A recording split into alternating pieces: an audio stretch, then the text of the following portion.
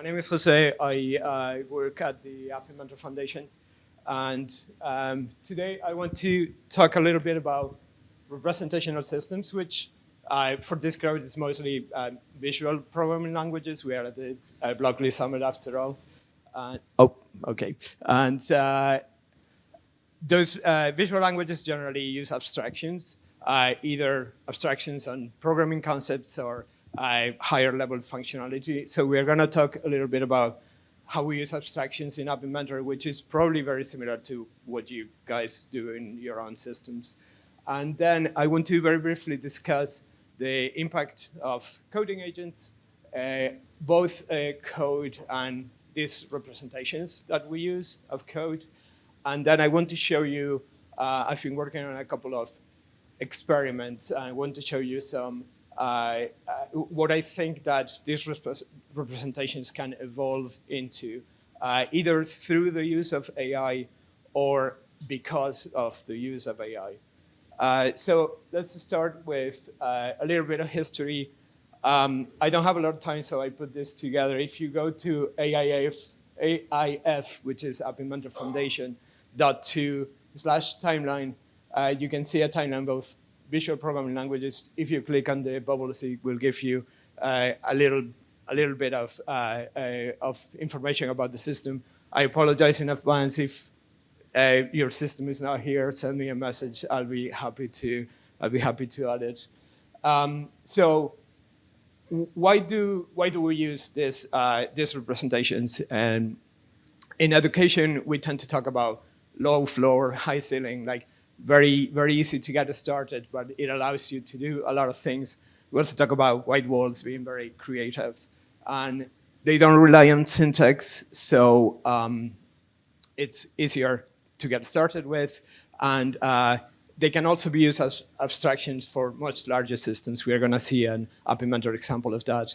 But this is also used in other fields, right? In engineering, we've had LabVIEW since the mid-'80s.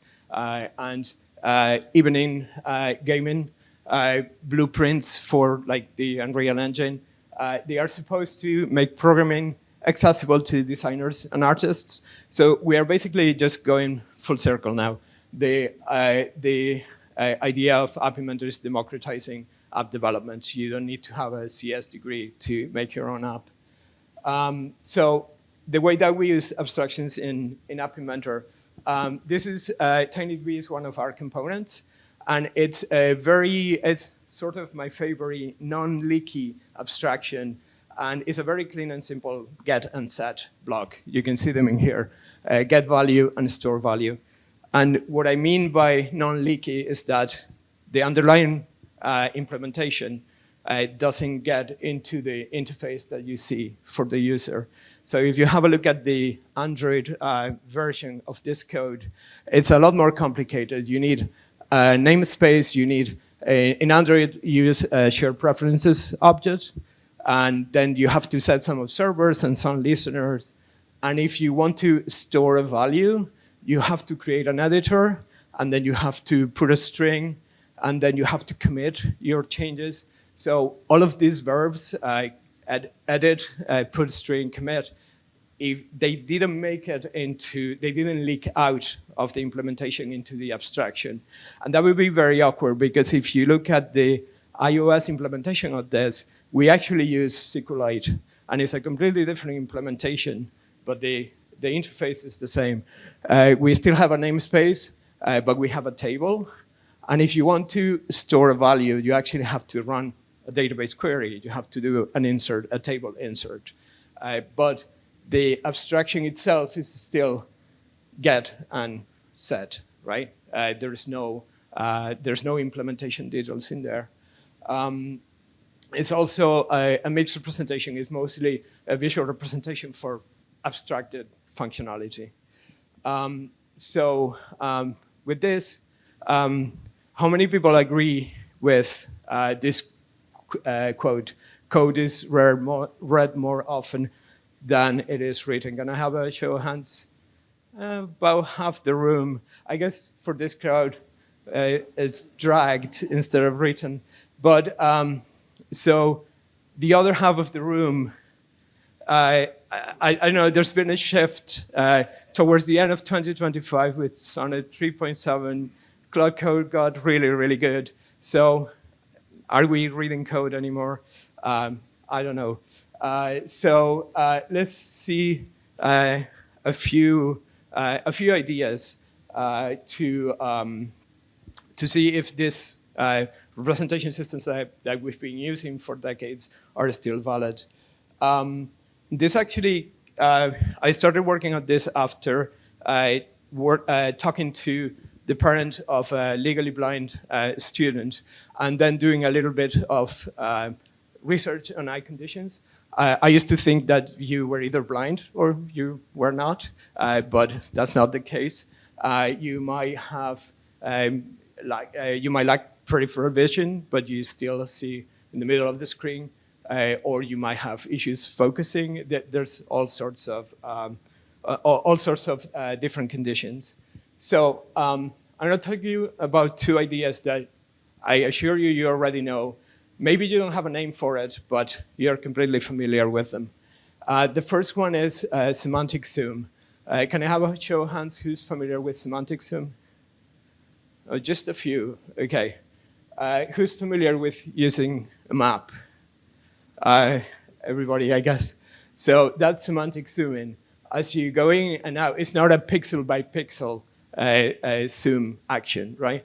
As you go in and out, you see more details and you see the bigger, or you see the bigger picture, right? So can we apply some of this to our code or our representations? So imagine that this is not Blockly, this is my idea of a block language. Imagine that you have a detailed representation of a function, which is calculate total. You have an array of items and you just multiply by the tags. Can we have a different representation of this code? So we could do something like look at the ASD of this code and have a structural representation of it. So imagine this structural representation is just the top level functions, for instance. So we have calculate total and we have a reduce. So the way that this works is if you have some sort of intermediate representation of your code, the one highlighted up there is the calculate total. You can actually apply different sort of views, different sort of representations to it. You can think it as a Scratch sprite with three different costumes, right? The same code from before, we can have a blocks representation which has all the details, all the code is there. We can have a structured representation, and then we can have like this completely abstract representation of it. And each of these representations is a zoom level, right? And each of them can be useful in different contexts. So if you're exploring a completely new code base, the abstract view is probably completely fine, at least at the beginning. If you need to debug something, you probably want the really detailed view of the code. So this is how it started. And these representations are fixed. What I'm doing is I'm looking at the structure of the code and just getting whatever I want to highlight in each of the views.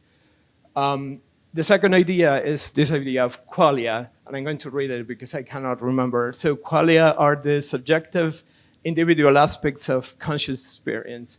And it's a mouthful, but it's, if you look at the examples, it's like the redness of a rose or the sharp feeling of physical pain.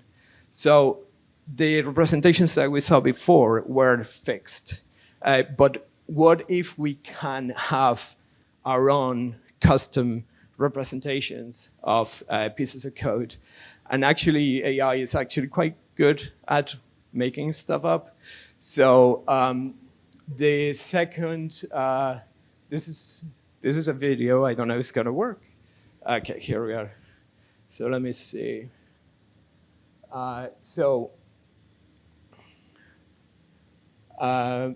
This is FizzBuzz. It's like a lead code question. many of you will be familiar with it. It's going too fast. Apologies. Let me go from here. Okay, can I stop it? Yeah. So the whole point of FizzBuzz is that you count from 1 to whatever you want. And if the number is a multiple of 3 and 5, you say FizzBuzz instead of the number. If it's a multiple of 5, you say buzz.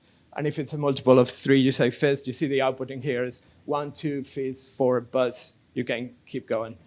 So this is the detail view of this. But you can actually, you see here zooming. So you can go from detail to semantics. So if you want to do semantics, you're just counting and then you're evaluating. And if you want to go even more abstract, you can go to a conceptual part. If you already know what FizzBuzz is, if I tell you FizzBuzz to 5, you know exactly what I'm asking you to do. So these different representations are actually generated, and because there is no intermediate representation in here, the Blockly workspace is your ground truth, and from there, with a prompt, you can create whatever qualia that you want for your own code, however you want to generate your own code. Okay, so I see 3 axes in the system. One is the conceptual, which you have already seen, different levels of detail. So it could be useful to explore new code bases, both code and you also have to know about the business that the code is encapsulating, right? So it could be useful at that level. So, okay, here we are. Okay, so this is another example. That is a procedure to select the largest number of 3 numbers. But you can have a representation that just says, okay, give me the largest of A, B, and C. You might not need the whole thing. So the second is like a factual axis. So if you think of the output of a compiler, if you tree shake, remove all the dead code, you actually can have a completely different representation. Imagine that you're counting odd numbers from 1 to 10, but you actually want even numbers. You know exactly where the bug is. So that's another presentation. And the third one is accessibility, and this is something that I haven't worked on. This is a completely made up image, but you can think of a completely, let me see, oh, sorry. You can think of on-demand adaptive interfaces. So interfaces that adapt depending on where you are actually able to see the screen or not. As I said, this is just an image. So my takeaway here is that we might need these representation systems now more than ever, especially if AI agents keep writing the code and nobody is reading it. So we still need to understand and debug and simplify systems, or even make the content more accessible. These are all the talks from our team today and yesterday. And yeah, thank you very much. Any questions? Thank you. I really enjoyed the talk. The different sort of layers you had with the I can't think what it was, sort of semantic and so on, the zooming. Is that based on any kind of research or frameworks, or is there those sort of terms you've sort of given those different levels? No. Because it might be worth looking. There's a framework called the block model, which is used it's usually primarily in text-based coding, but it's to help understand the different layers in which learners interact with the text, and that might be a useful framing for that model. I might come and chat with you later. Yeah. Okay. Cool. Thank you. Yeah, that's very good to know. Thank you. No more questions? Yep. Oh. Hi. Thanks for the talk. Question is, are you allowing editing the program in all layers? because I could imagine that if I am on a layer that very simplifies the representation, I might not see all the information I need in order to continue working on that program. Yeah, that's a very good question. And right now it doesn't. So I can change the base layer, the Blockly workspace, and then I have to generate the other presentations again. But this is a side project. Yeah, this is just so yeah. All right, thank you Great. very much. Thank you.